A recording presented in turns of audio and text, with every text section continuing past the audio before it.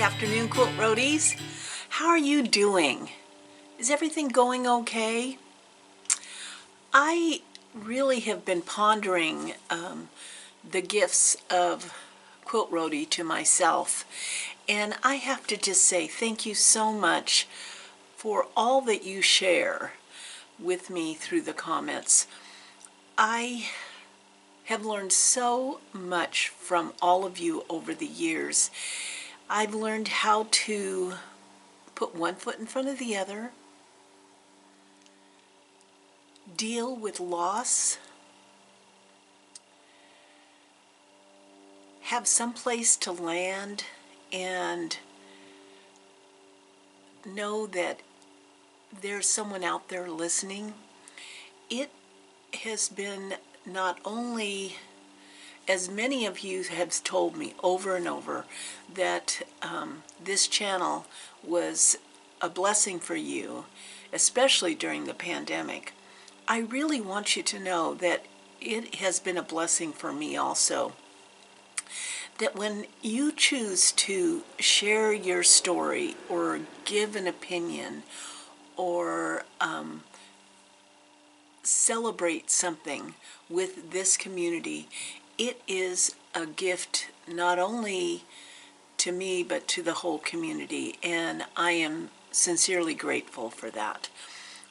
There has been many times when I have just been kind of taking the low road in my heart and mind, and I will read the comments and realize that no, I'm not alone, and I can put one foot in front of the other, just like all of you. So I just wanted to take a moment to thank you for that. We have had what was called, it's kind of interesting because, you know, if you ever watched, I mean, I'm a real fan of Vicar of Dibley. I'm a real fan of British sitcoms, and Vicar of Dibley was one of my all-time favorites. And when they talk about the big storm, you knew what they meant. But in today's terminology, to be in the know, a big rainstorm is called an atmospheric event, an atmospheric water event. It's a big storm. And it wasn't for us as big as they make it out in the news, which is, yeah, nothing new there. But we did get quite a bit of rain, and actually the day before supposedly the atmospheric event was going to happen, we lost our electricity in the middle of the night, and I would have slept right through it, except for as soon as his CPAP goes off, then he knows that something's gone off. And so we were up at 3 o'clock in the morning. I think it went out by around 2:30ish, and so we just got up, lit the candles, and had an early cup of coffee. And luckily for me, I have a daylight rechargeable lamp for my stitching, and that came in handy because I just brought it downstairs and sat and stitched while we waited to see how long that would the electricity would be out. It has made us a little bit, well, G was a Boy Scout, so he's always thinking of being ready, but I tend to be oblivious. So now I have my flashlight on my side of the bed, and we have extra candles, and I'm always a big candle person anyway. I love the scent of different candles for different times of year. And in the beehive, I have a lemon chiffon candle, which just is so lovely. I probably will have to trade it out for a holiday scent, but right now I'm just enjoying the lemon. And I have been a busy little bee. There's a couple things that I wanted to share with you. I found out, it's so funny, I showed this round, beautiful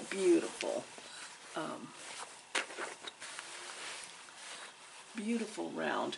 I've had it, I decided that I'm going to be brave and I'm going to quilt it myself, because the long arm quilter that I use, I'm not quite sure how I'd have to mount this on something for her to actually be able to quilt it on her machine. That doesn't make sense. And it's not big, so I am thinking that I can quilt it myself. And I love the quilting that's on the pattern, but it's absolutely gorgeous. You know, it's this, I've had it laying on my floor, almost not allowing anybody to step on it, but it's, man, it would be a gorgeous rug, a gorgeous rug. But I remember when I was showing it to you before, that I said, I can't remember all of my favorite projects that I dream of finishing. I have from, you know, we accumulate, and I'm not willing to give them up, and I know that I'm eventually going to get to them. But I could not remember where this project came from, and it was so gorgeous. And the fabric for the wings was in the project.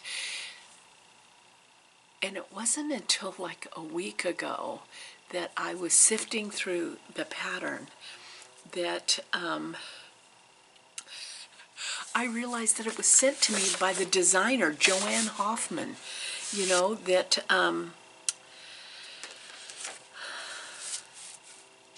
it's one of her patterns, and it's called Dreamcatcher. So if you kind of Google that,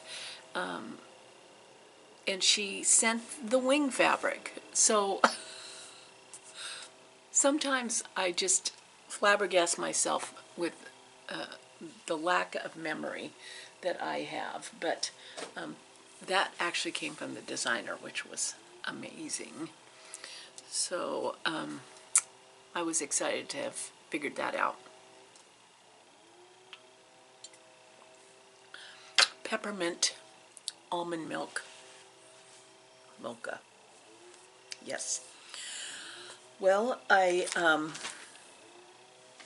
got working on the Scrappiness is Happiness. I know I shared this book with you before.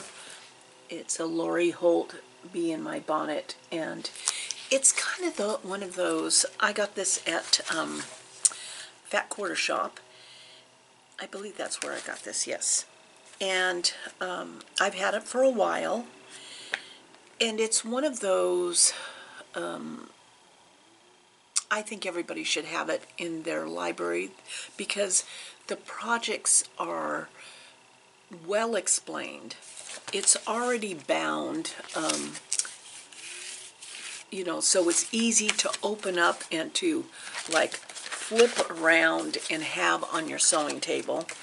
And all of the projects are lovely, and you could make them in any configuration. You don't have to necessarily, oh, I just love this. I mean, I just love that apple. I know I'm going to do that. But it has so many, oh, here's the one. Here's the one. I know. I've got to dig fabric out. Probably this week I'm going to dig fabric out for this. I can feel that hyper focus going on, but really, give me a break. Is that not screaming? I mean, you could personalize all the Santa hats with all the members of your family. I know. So this is a must-have book, and this is Scrappiness is Happiness by Lori Holt Bee in My Bonnet. And her fabric choices are always so cheerful, but naturally I tend to lean towards more primitive colors. That's what I did. And so I, from the Fat Quarter Shop, I got Debbie Busby's wooden spool designs, wooden spool designs. I got to get that right. And she had a line of fabric out that was all sewing themed, and I just loved it. I loved the color of the fabrics. I wanted the whole line of it, and that came from Fat Quarter Shop.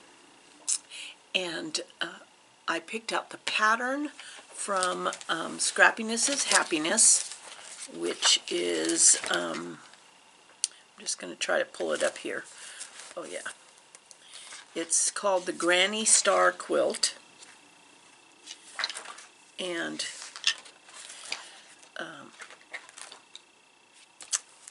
I just really love it. And so what I decided to do is a lot for, when I'm making something for myself, I'm not making big quilts because I've made a ton of quilts.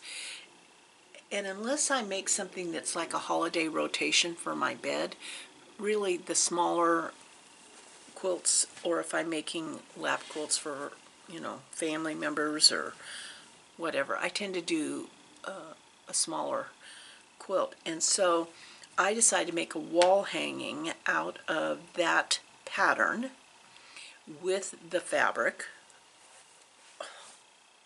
It turned out so cute.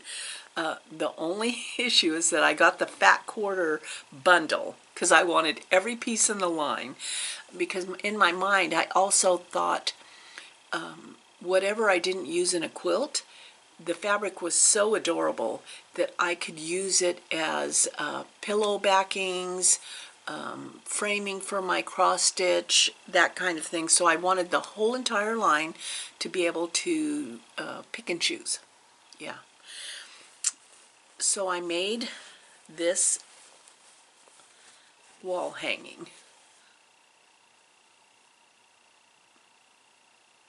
And I chose the fabrics that I wanted to use in the wall hanging.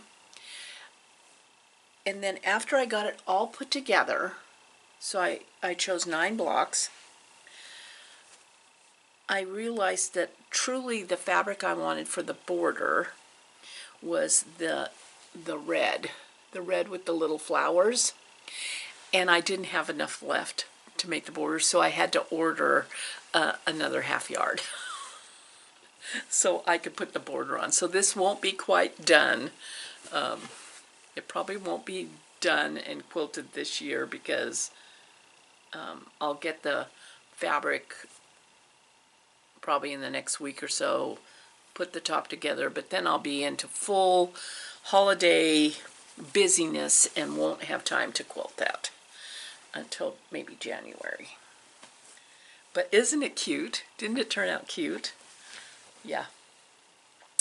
And naturally, because I was ordering the half yard that I needed for the border of this, I found a whole bunch more fabric that I wanted half yard cuts of that were, I can't wait to show you when they come. It's,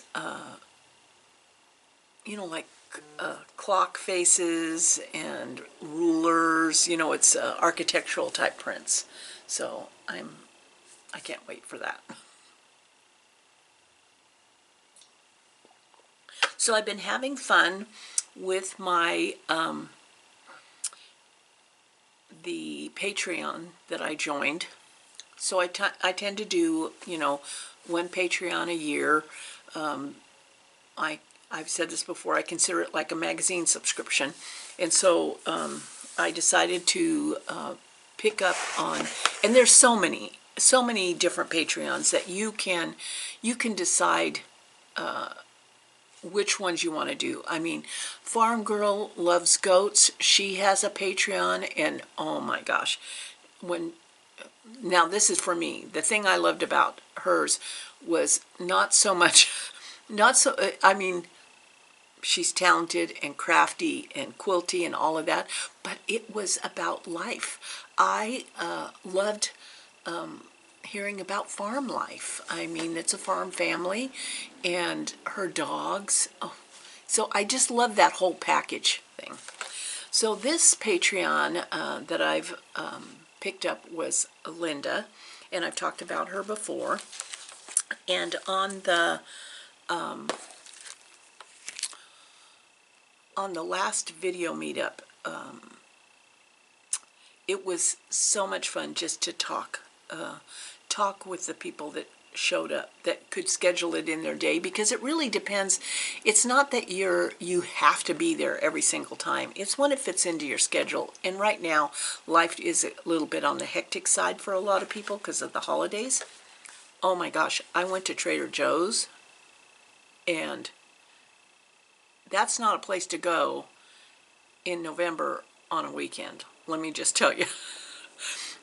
I had never seen it that packed. It was like crazy. It was just crazy. But you know, there's just things you can get at Trader Joe's that you can't get anywhere else, and so yeah, did that. Okay, so I don't know why I got off on that tangent, but anyway, so sometimes you just can't, for whatever reason with your schedule, you can't be at the meetups that are Zoom meetups. And it turned out that this last one I was able to actually attend. And just connecting and talking, and it just, I don't know. I think it's part of being human, is wanting to be connected. So in talking to everyone, you know, and it's like being at a stitching bee, you know, so you're talking around. I met everybody, and one of the gals that was there, Rachel, has a business called Tree House Fiber Arts, and I'll put that link below. It's a lot of cross-stitching and fiber arts and felting and stuff, but that's what this Patreon is about. Linda, who is the moderator and the creator of this Patreon, is a quilter, cross-stitcher, crafter, paper crafter, pretty much everything crafter. And so you learn a lot, but I actually was shopping while I was there because I had never heard of Treehouse Fiber Arts. And so they were talking about pencils, artistic art pencils, and it turns out that Rachel carries them in her shop. And I wanted to have these really cool pencils that you do drawing with. You know, my older son is quite the artist, and so I bought the new starter pack that has 4 pencils in it, and a sharpener, and a replacement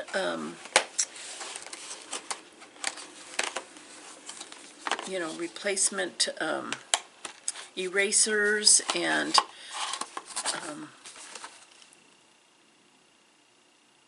I just really wanted to try something a little different. Like in my journaling, I'm not an artist. I can't draw worth beans. But, or rather, I should say, my drawings are very basic. They have a real essence to them that goes back to the simple and the grounded. That sounds so much better, doesn't it? So I decided to get myself a set, because why not get the brain to engage a little better in different things, always wanting to learn something new. And then I saw on her website, and I'll put down in the drop down her website, these adorable little scissors, and I said, I need those. Because when you order something, it shouldn't travel alone. It has to travel with something else. Yeah. Now, I haven't I have a mailbox at Acorns and Threads, which is a cross-stitch shop. And I was there for a stitching day. And one of the gals that was in there shopping was enabling me. And keep calm and bind that quilt. So at Acorns and Threads, they have this little set of stickers. So I bought the whole little set of stickers and keep calm and bind that quilt, because you know I want to I kind of think I'm kind of thinking that one of the like the BTK singers or the hip hop singers should make a song called Bind That Quilt. Yeah, bind that quilt. Yeah, it hasn't rained today, but it sure does look gray. It does sure does look gray. The other thank you that I wanted to express was that this was given to me by Rose, and it's very sweet. It has a pattern in it, but I don't know if I'll make the bag or use the fabric for something else, but this is called Carla Pineapple Pack. And it's a pattern for the everything bag. I don't know, the bag looks awful cute. Let's see.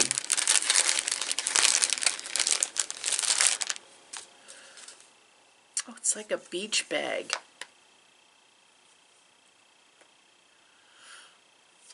It's like a beach bag. But you make it with this pack of fabrics. So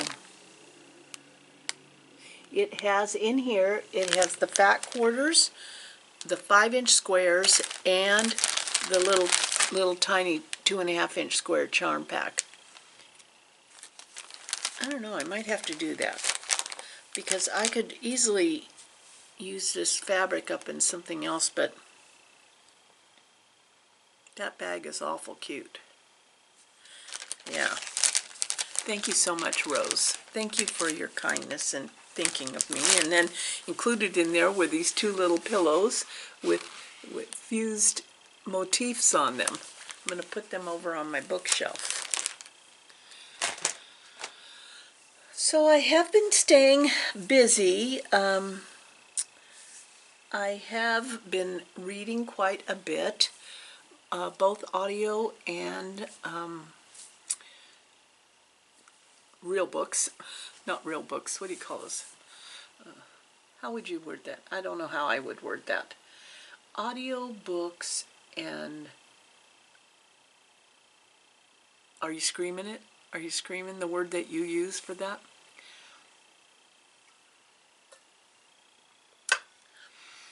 So I finished a really good book, and I'm in the middle of the next audiobook. The current audiobook that I am reading is called Dreamtown, and what struck me as funny is, okay, it's a David Baldacci, so you know it's going to be like a detective. It's an Archer novel.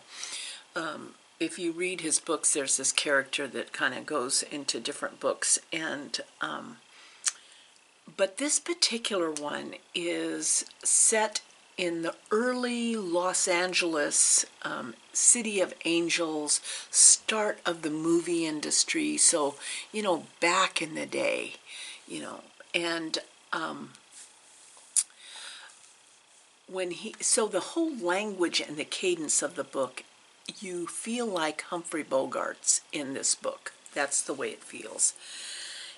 But what struck me as funny, and I was telling my bestie, was because in phone conversations that we've had,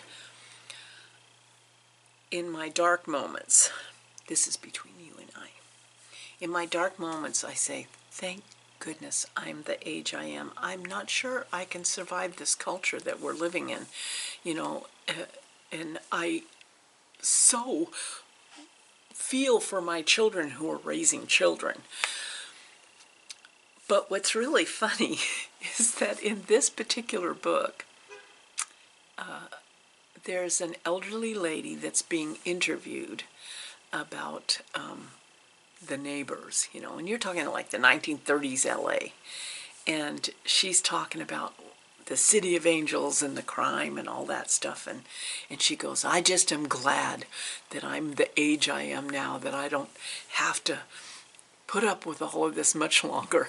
I actually laughed out loud because I said, oh, I guess every generation says that. Every generation must say, oh gosh, you know, this is crazy. You know, this is a crazy time. Yeah, but it's called Dreamtown.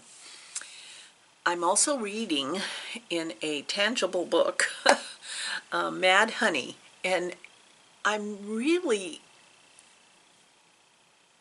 forcing myself because I'm the type of reader that I can sit down and literally the world stops spinning and I will start and finish a book in a sitting. I can't stop reading it. That's what I want to say. But I really wanted to try a new way of living and a new way of reading. And so in this particular book, I'm only reading like 5 to 8 pages at a time. It's a totally different pattern of reading than I have ever read before. I love the book, so I easily could sit down and have it done in a day.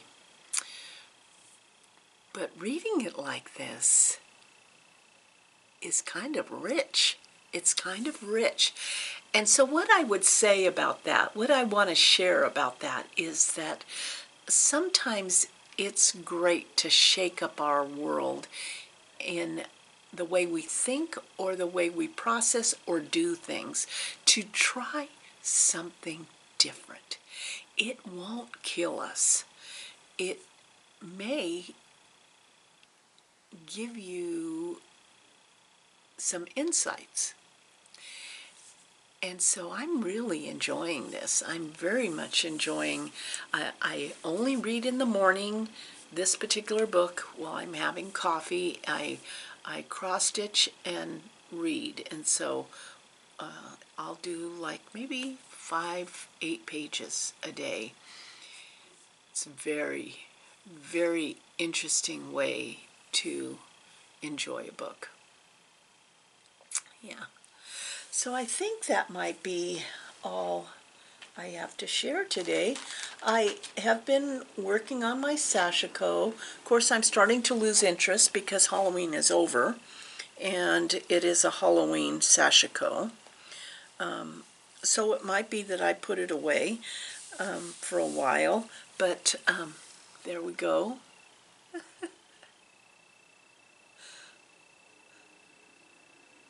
Because I'm kind of feeling the turkey. I'm kind of feeling the turkey and the Christmas. I did want to say, Sashaco, I just give you a few, and I've said this before. I know I've talked about Sashaco before. I know some of you want me to demonstrate. Let me just say, I don't do Sashaco quite like a purist would do it. I love Sashaco thread, and it is possible to do Sashaco with pearl cotton, but traditional Sashaco is you use Egyptian cotton, and Egyptian cotton is very, very soft. You don't pull it apart, you use a strand at a time, and you don't want to cut the strands real long. And the needle you're going to use is a Sashaco needle, which traditionally is a longer needle because you're going to take multiple bites at one time. And you're going to pull that through. So the needle of the Sashaco needle tends to be a uniform barrel so that it just pulls through. Now this particular project was pre-stamped, so I don't have to think about where the thread has to go.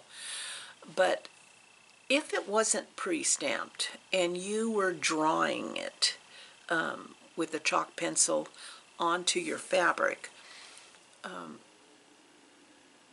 all you have to keep in mind is that the stitch length is the same and the spaces in between the stitches are the same, and it gives that look. It was traditionally used to mend clothing, and so then became decorative in the mending. I have several Sashaco projects going on, so whenever I can kind of get G maybe to video a little bit for me, maybe I'll show you how I do it. There are many books that are, and many videos that are far more proficient at it. I love it and do it my way. That's all I can say about that. I generally don't back my Sashaco with SF101 because the thread already is soft and fuzzy, and it's harder to pull through. It's harder to pull through because you're taking multiple stitches in Sashaco. You don't do it one stitch at a time. That's why you have such a long needle. Yeah, so there you go. Boy, this was fun. I hope it was fun for you. It was fun for me to connect up with you. I am going to be running 3 sit and stitch days next Quilters Affair in Sisters, Oregon.